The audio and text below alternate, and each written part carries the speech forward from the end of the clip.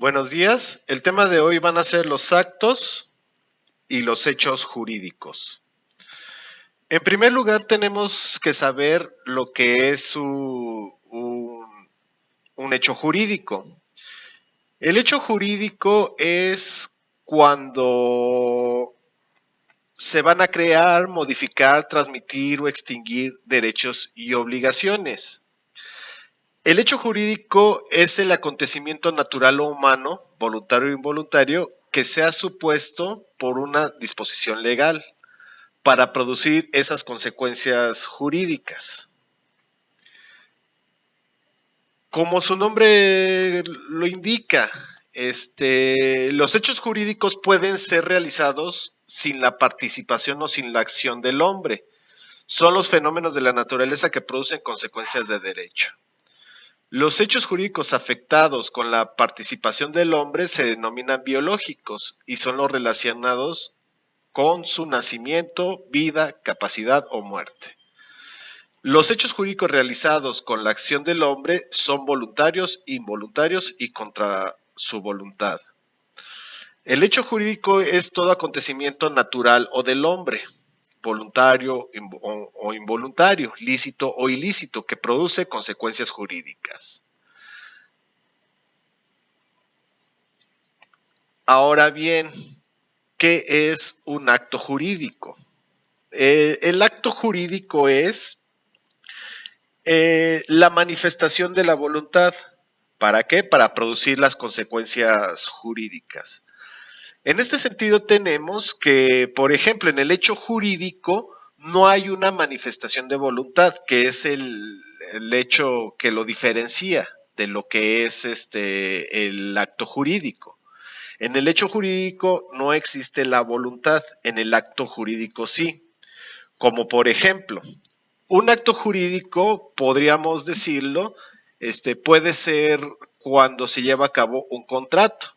Un ejemplo de ello, un contrato de compraventa, en el cual existe un comprador, un vendedor, en el cual lo que es el vendedor, su obligación es entregar algo y del comprador pagar por eso. En este sentido, hay ese acuerdo de voluntades. ¿Cómo se da ese acuerdo? Pues entre lo que va a ser el objeto y el precio que se va a pagar por ese objeto. Hay esa voluntad. ¿Esa voluntad en qué consiste?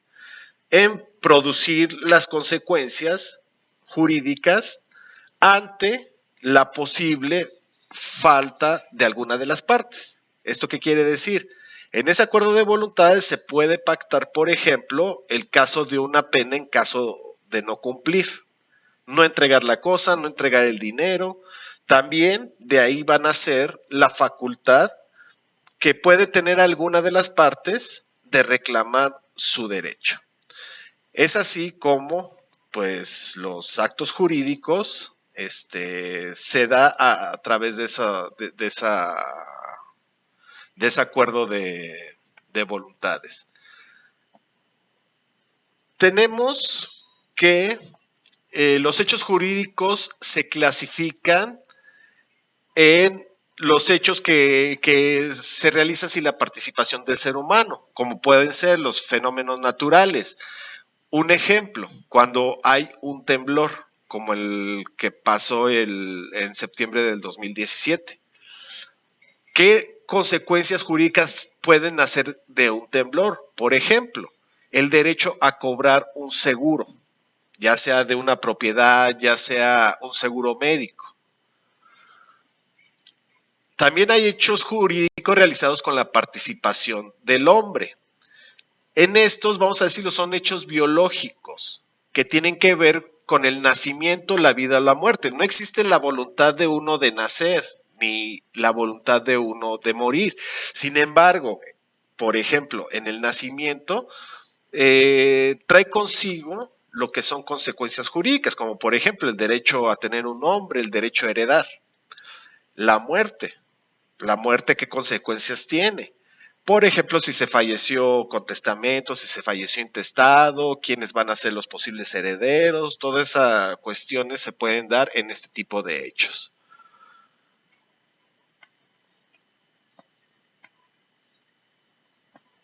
Ahora bien, en los actos jurídicos, que como ya les había comentado, es toda declaración o manifestación de la voluntad hecha con el objeto de producir consecuencias de derecho. Esas consecuencias de derecho, ¿en qué consisten? En crear, transmitir, modificar o extinguir derechos y obligaciones. Las consecuencias del acto jurídico son las que adquieren derechos y contraen o imponen obligaciones. Su clasificación. ¿Cómo se clasifican los actos jurídicos? En unilaterales y bilaterales, como su nombre lo dice. Unilaterales es la voluntad de una sola persona. Es, por ejemplo, una oferta. Yo quiero vender algo. Eso es un acto unilateral.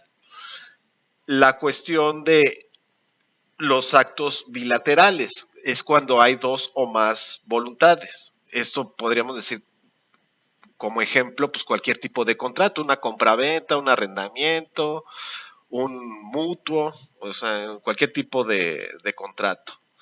En la clasificación también se da por mortis causa, por causa de muerte. Producen efectos después de la muerte del actor. Por ejemplo, un testamento. Intervivos producen los efectos durante la vida de quien lo realiza. ¿Sí? Puede ser un contrato. Solemnes requieren de una forma especial para que la ley le reconozca validez. Por ejemplo, pues un matrimonio. No solemnes, no requieren de forma para llevarse a cabo. Podemos llevar un contrato consensual de compraventa, en el cual no puede que no tenga ninguna formalidad. Lícitos son los que a efectuarse se realiza la conducta, no lesiona ninguna norma jurídica. Y los ilícitos, pues que van en contra de una norma jurídica. Para que existan los actos jurídicos, tenemos que tiene dos tipos de elementos. Unos que son de existencia y otros que son de validez. Primero vamos a ver cuáles son los elementos de existencia. Tenemos en primer lugar el consentimiento, que implica la voluntad de una o más partes. El objeto, que debe ser física y jurídicamente posible, debe de estar en el comercio. También la solemnidad es un elemento de existencia. La solemnidad para algunos casos, por ejemplo, los testamentos. Acá tenemos que como ejemplo, yo no puedo, un acto jurídico sería inexistente si no existe el consentimiento de otra persona. Es decir, yo vendo el coche de un amigo. Pues ese acto jurídico sería inexistente porque el coche no es mío. Digo, salvo que hubiera algún contrato, alguna cuestión que me lo permitiera. Pero vamos a ponerlo de esta manera, nada me lo permite. Simple y sencillamente, yo quiero vender el coche de mi amigo. No lo puedo hacer. ¿Por qué? Porque habría una falta de consentimiento. Ese acto jurídico sería inexistente.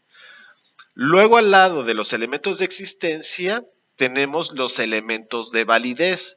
Para que el acto jurídico sea válido, se requiere en primer lugar la capacidad.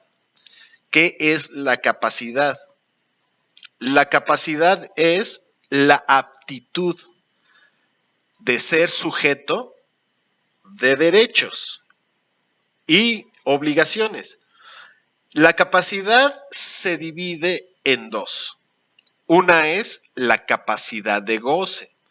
La capacidad de goce únicamente somos sujetos de derechos. Es la que se obtiene desde el momento de la concepción. ¿Qué tipos de derechos tenemos con la capacidad de goce? Por ejemplo, el derecho a la vida desde que somos concebidos. Esa capacidad es la que tienen, por ejemplo, los menores de edad, que únicamente tienen derechos, pero no responden por obligaciones. Entonces, tenemos que la capacidad de ejercicio es la aptitud para ejercer por sí mismo los derechos y obligaciones conferidos en la ley. La capacidad de ejercicio se adquiere a los 18 años de edad. Por lo tanto, solo las personas capaces pueden celebrar actos jurídicos. Es decir, se requiere ser mayor de edad y no estar en estado de interdicción para poder ejercer esta capacidad de ejercicio. Ese es el primero de los requisitos de validez de los actos. El segundo de los requisitos de validez de los actos es la ausencia de vicios del consentimiento. Esto quiere decir que el acto no debe de estar viciado. ¿Viciado de qué?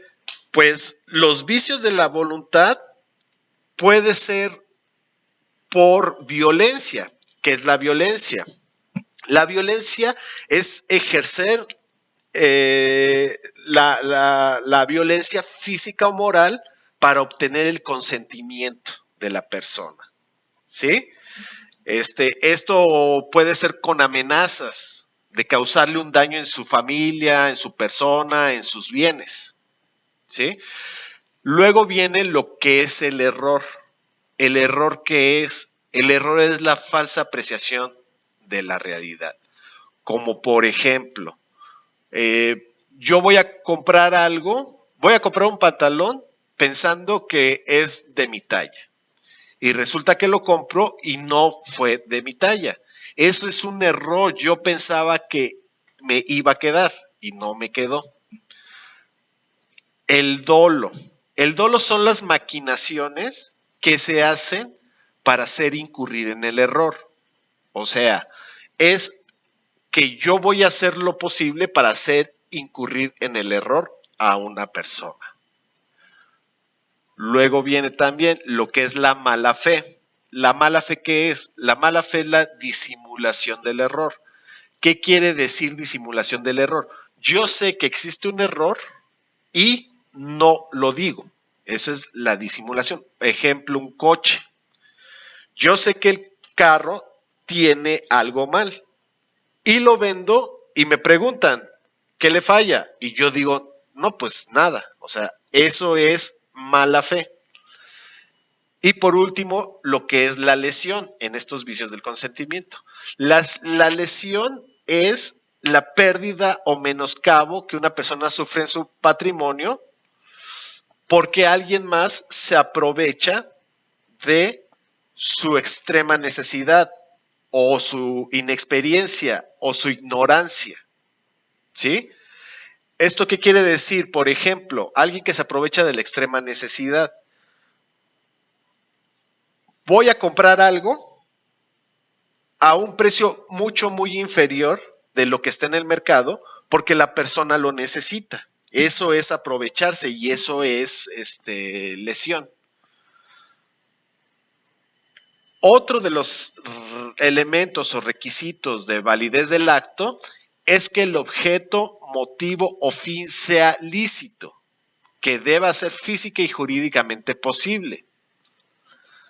Ya lo habíamos visto también en las cuestiones de los elementos de existencia.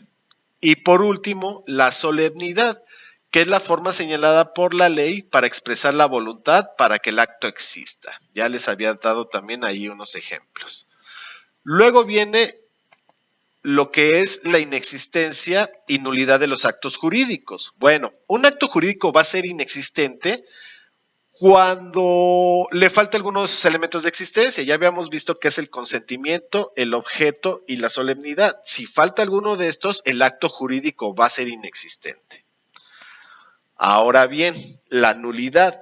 La nulidad es cuando, a pesar de que se haya celebrado el acto observando todos sus elementos de existencia, presenta algún vicio de origen en algunos de sus elementos, como puede ser la capacidad, la ausencia de vicios del consentimiento. Esta nulidad se divide en dos: en absoluta, que por regla general no impide que el acto produzca provisionalmente sus efectos. Sin embargo, la causa de nulidad absoluta es por violación a las normas de orden público. No desaparece por confirmación o por prescripción, y destruye sus efectos desde su inicio. O sea, aunque produzca sus efectos provisionalmente, cuando se invoca, se destruyen. La relativa es cuando el acto jurídico es susceptible de confirmación o prescripción, o sea, se puede convalidar. Por ejemplo, un acto jurídico en el que haya intervenido un menor de edad, pero resulta que para las partes que intervinieron, el acto es favorable. Entonces, cuando cumple la mayoría de edad, se convalida ese acto, se sigue como estaba, porque pues, les conviene y se puede